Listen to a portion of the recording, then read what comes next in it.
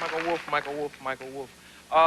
Along with Cindy Crawford, my next guest shares the cover of this week's TV Guide as the reader's choice for TV's most bodacious duo. Got it? Yeah. Okay.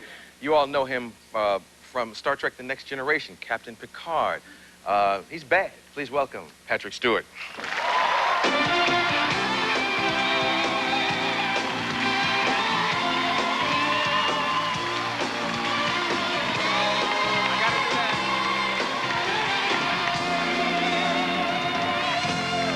Congratulations! Thank you! Yes. Now, let me ask you a question. I know what you're going to say. I know what you're going to ask. Well, okay, first of all, I understand you, but Cindy Crawford, ew. No, I'm just kidding. They use the word bodacious. Mm-hmm. First of all, is that a real word? And have you ever used it in your life before this? I have never used it. I'd never heard it before. I didn't know what it meant. I can't find it in the dictionary. Now, somebody told me they did find it today. Webster's. Yeah. I have the wrong dictionary. Ah. I have one of those English dictionaries. Oh, yeah. Those are out now.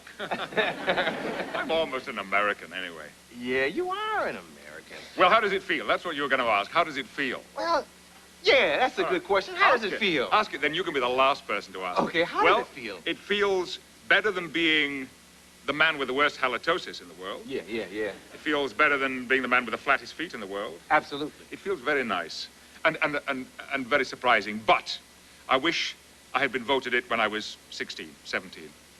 I was a very unconfident teenager. Oh, really? And whatever they voted for, and thank you to all of those who voted for me, whatever they voted for, in part, they're voting for confidence, don't you think? Isn't it self-confidence that mostly is attractive? Are you very self-confident? I have a little more than I used to have. Yeah. Okay. You do, too. I mean, I was... Yeah. In the years that we've been meeting here, it's changed. You got to, because nobody's down with you. You got to be down with yourself. You know, you got to believe in yourself, and that's important. When you were young, do you remember your first girlfriend? I remember my first crush, but it never developed into a girlfriend. Oh. I could never make that step into asking somebody out. I was talking to a friend the other day about sitting in the back row of the movies, waiting for the right moment to go like this, and never quite knowing when it would be, and sometimes getting through the whole movie and never ever taking that risk. I was very, very shy and very insecure around girls. Yeah. You said you were talking to a friend. Who are your friends? Who do you hang out with? This was a girlfriend I was talking to. This was my girlfriend I was talking to. Who are my friends? The crew of the show. Yeah. They're my best buddies. And I have friends here in Los Angeles from before Star Trek. I used to do a lot of teaching in lecturing, and I have friends at UCLA, teachers, professors. Yeah. For teachers? You're being friendly with teachers. Yay! By the way, I'm not going to make any reference to the coat. Oh, just leave it alone. No, I just want you to know, I have too much good taste to make reference to your coat. I wouldn't say a word about his coat at all. Oh, gosh. Don't you party with Ben Kingsley or something like that? Yeah, we have been partying and acting together for 25 years or more. We were, I hope I didn't tell you this story. I'm sure I didn't. I picked him up at his hotel a few weeks ago. I have a convertible, and he was waiting for me outside the hotel. He got into the car, and we drove down Beverly Boulevard. And Ben said to me, "You know, Patrick, if anybody's driving behind us, they'll think an alien race has invaded town." Yeah, we look almost like brothers. Yeah. I mean, brothers. You understand? I don't mean brothers. I know what you mean. You've gotten very hip since you've been visiting here. Yes. Very, very hip. Thanks to you. My tutor. What kind of fan mail do you get? See, you just talked about your head looking like an alien head. I got a feeling your head... No, that's kind of what he meant. I got a feeling your head is what women find sexy. Yeah, well, that's gratifying to me because I lost my hair when I was 19, and it was a traumatic experience, and I thought that no woman would ever look at me again because of that. And, well, what I discovered was that if you have little, the secret is to make it as little as possible, to have less. So I offer you that. Not that it'll ever happen to you, I can see. What kind of fan mail do you get from the girls? On the whole, very pleasant fan mail. Yeah. And it does surprise me, though, how some fans can write very personal, very intimate stuff in a letter to a complete stranger. It's the American way.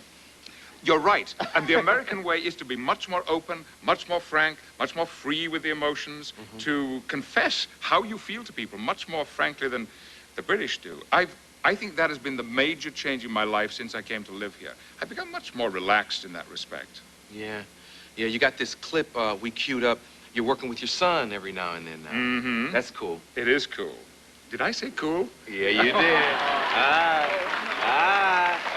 See, the reason that's funny to us, because when he first came here, he used to talk about how his daughter watches the show, and I tried to get her not to use words like dissed. What does dissed mean? How do you diss someone? I tell my daughter, don't use these words. And now he's going on like, yeah, Star Trek is cool, you know, and I'm working with my son now, you know. It's live. If I were wearing your coat, you would see a complete transformation. If I could get this mic off, you would be wearing my coat. Because I would love to see you like this, and when the riots start, you're safe. Is that Patrick Stewart? No, that's a ball, Brother Luton. Yeah. Well, you know, I thought about that, and I just wonder how the rioters might have reacted to Jean-Luc Picard. No, that wouldn't have crossed your mind. Why should it? No. Where were you during all the riots? I was driving into Los Angeles, not knowing that it had happened. I'd been up north, not reading a newspaper, not seeing television, not listening to the radio. And someone called me in my car and said, I don't think you know what you're returning home to. Yeah. And you were on your way to get some barbecue in Compton or something like that, right? And you thought I didn't know where Compton was. I tried to throw you, but I forget. No. You're cool. C'est moi. Le cool. No, wait. We got to show this clip. I want to show you a clip with him and his son, and tell me what's in this thing. Set it up a little.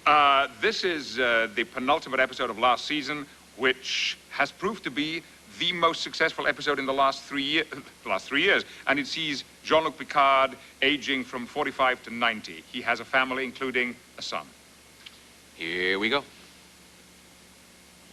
I'm leaving school. Leaving school? No, you're not. I want to concentrate on my music. That's what I care about. Well, last year all you cared about was mathematics. The year before that, botany. But through it all, there was my music. I think you know that, Father. This is the life I want.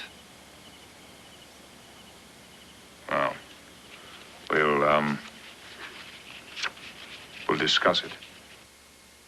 Come here, man. Come wave to them. This is Patrick's son. Come wave to him. Wave to the people.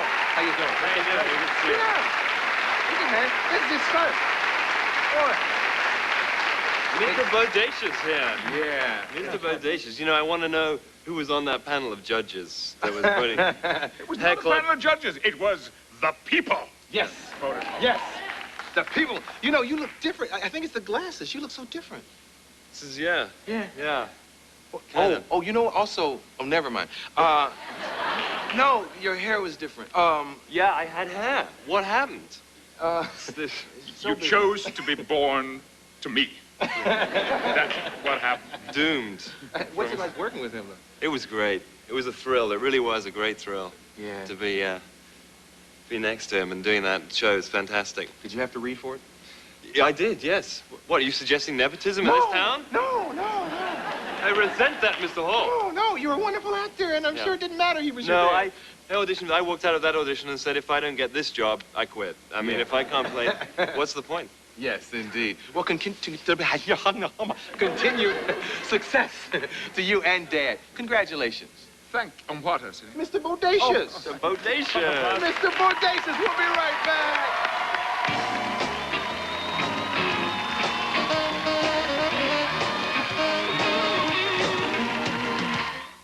You see